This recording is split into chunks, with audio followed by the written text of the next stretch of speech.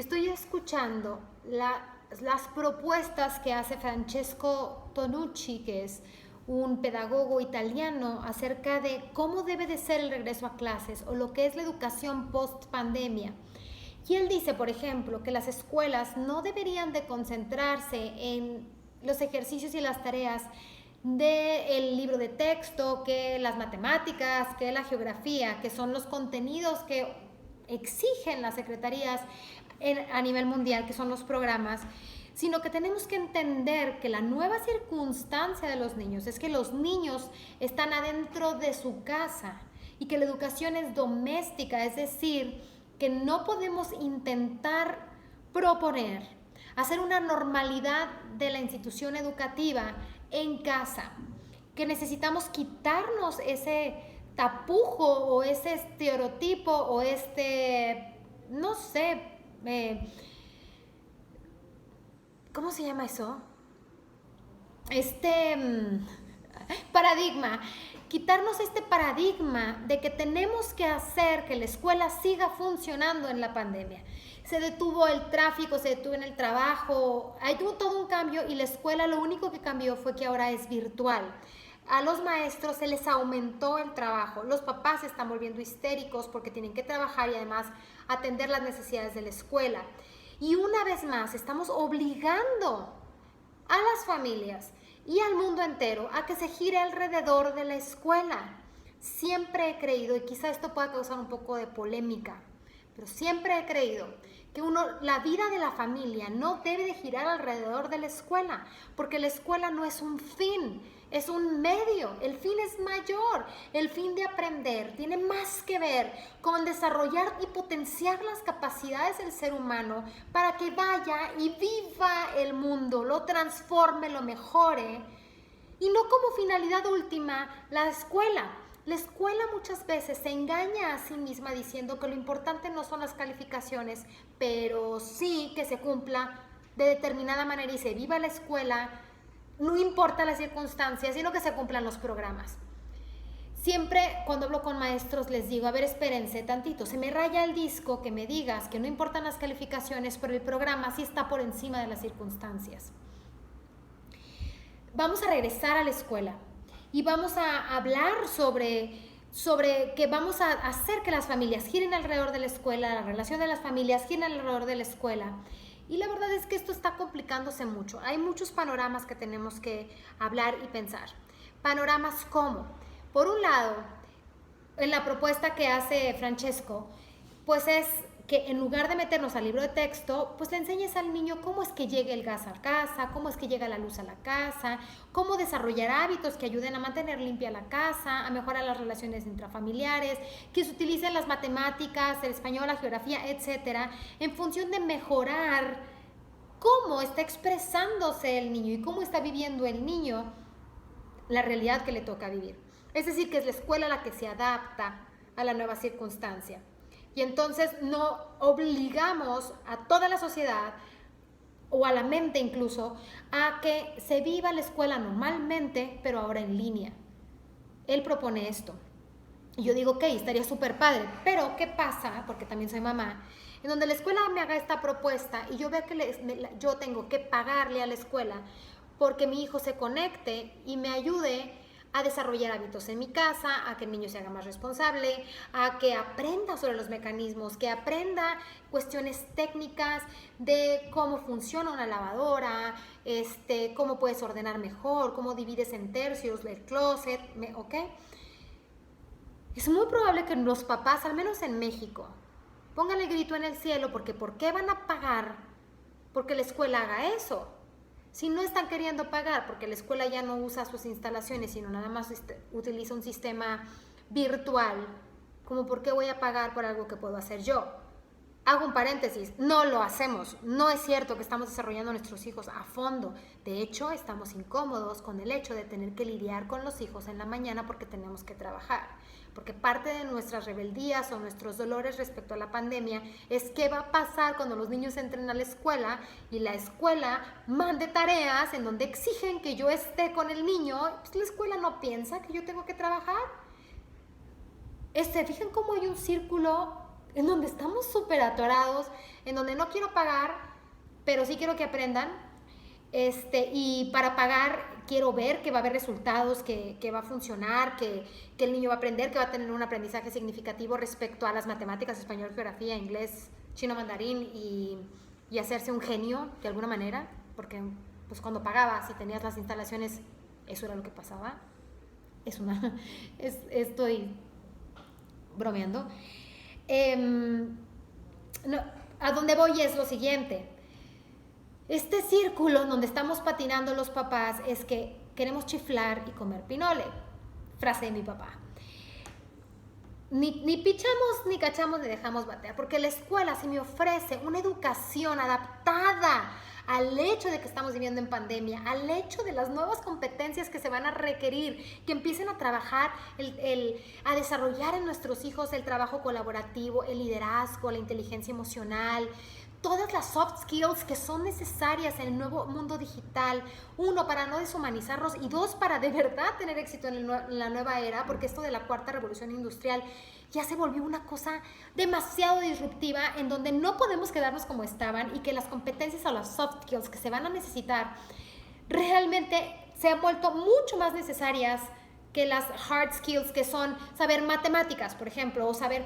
Ahora se necesita tener gestión de personas, saber manejar los conflictos, tener liderazgo, el automovimiento, estar generando la fuerza de voluntad, la automotivación, la autogestión. ¿Me explico? O sea, son puras cuestiones internas que son suaves, ¿no? Que son competencias suaves.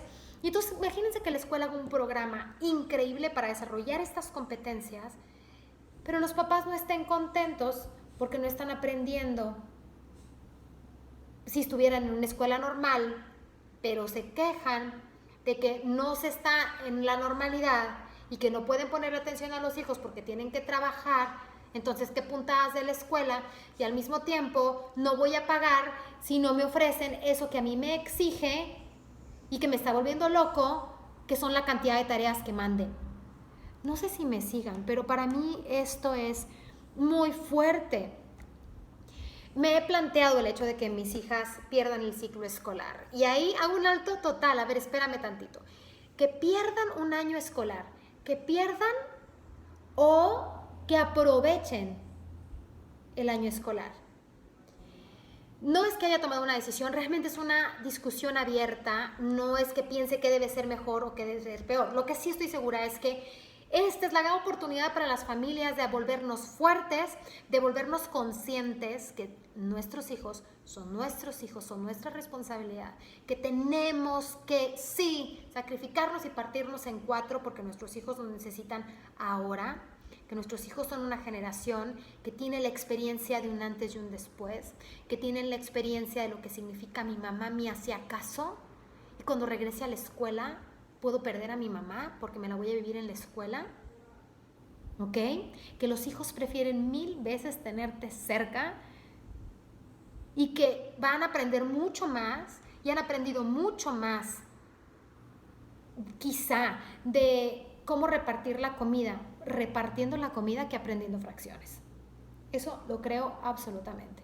Claro que hay muchos beneficios en la institución educativa, y a nivel personal creo que el mayor beneficio son las relaciones sociales. Entonces, ¿por qué? Porque creo que es el desarrollo humano lo que va a salvar cualquier situación frente a la pandemia. Porque como adultos nos estamos dando cuenta que estamos viviendo ansiedad, que tenemos un nivel de estrés enorme, que tenemos pánico por cómo se va a venir la situación económica, porque necesitamos poder dormir más de 7 horas, porque tenemos totalmente trastornado el sueño, que no sabemos gestionar conflictos en casa y está habiendo un índice altísimo de divorcios y de violencia intrafamiliar, porque lloramos sin razón quizá, porque sentimos un descontrol, una presión. Todo eso, como adultos, nos damos cuenta y nos encantaría tener esta inteligencia, este autodominio, esta capacidad de ser felices. Y te aseguro que no has pensado que la felicidad la vas a encontrar en saber matemáticas. El saber matemáticas te da la sensación de logro. Y esa sensación de logro te da el poder para intentar salir de tu área de confort, para tomar decisiones nuevas, para creer en ti mismo, fortalece tu autoestima. Entonces es la autoestima la que está arriba y las matemáticas son medios. Por eso siempre digo que la escuela es un medio, no es un fin. Y en México, en Latinoamérica y no sé si en el mundo entero, la propuesta es: no, mundo, la escuela es primero, es el fin y mueve toda tu vida para que el niño cumpla con las tareas y esté mandando las evidencias. Y friéguense todos. Pero la escuela dice, quizá no es lo que yo quisiera, pero como los papás se van a enojar si yo les ofrezco la educación real que necesitan sus hijos porque quieren que les mande una friega bruta, porque si no sienten una friega bruta el niño no está aprendiendo, entonces no va a ser nadie en la vida, y yo necesito el dinero para poder llevar la educación que los niños necesitan, pues entonces tengo que dar lo que mis clientes creen que necesitan. Estamos perdidos. Estamos perdidos. Alguien tiene que romper el círculo vicioso. Y el círculo vicioso se rompe con un acto de virtud de cualquiera de las dos partes, tanto de padres de familia como puede ser la institución educativa. Una educación disruptiva, la disrupción es cuando dejas obsoleto algo con algo nuevo, que se rompe, que se raya el disco, y ya no es igual que antes de como lo conocías. Recuerdo mucho Marisol Romayor, dice que acerca de la disrupción, que por ejemplo algo disruptivo es el MP3, ¿no? Que dejó, ya el cassette se volvió obsoleto porque nos ofreció una nueva manera de experimentar la música. Bueno, ¿cuál debe ser la disrupción de la educación?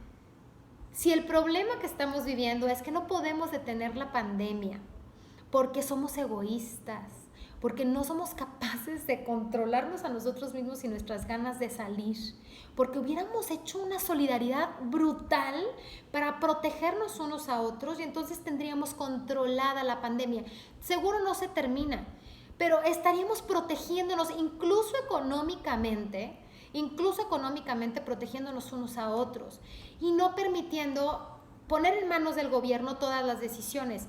Necesitamos que haya adentro de las personas ganas de hacer el bien, no nada más a nivel interno o personal, sino a nivel comunitario.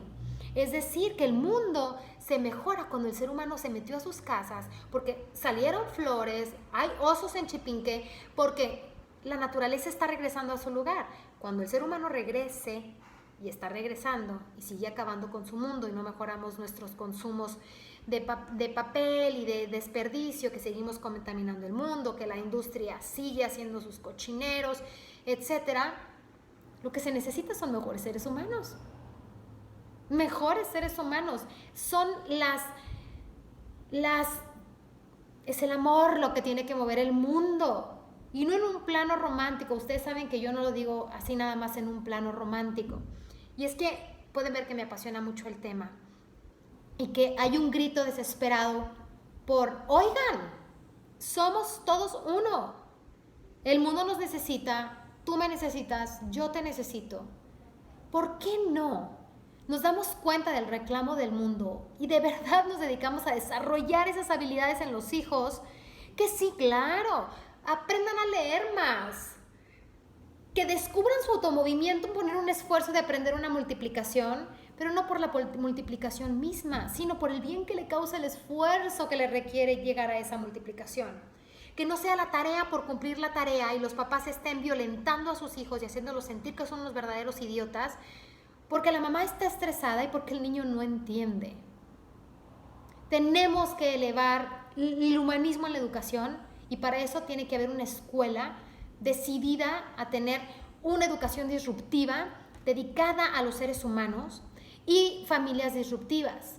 Ahora, ustedes saben que yo a eso me dedico, ¿no? O sea, lo que yo trato de convencer a las escuelas es, bueno, entiendo que no puedes cambiar los programas por completo, pero entonces de verdad dedícale tiempo y mete programas que despierten, no nada más son valores, o no nada más es así como, un poquito de inteligencia emocional.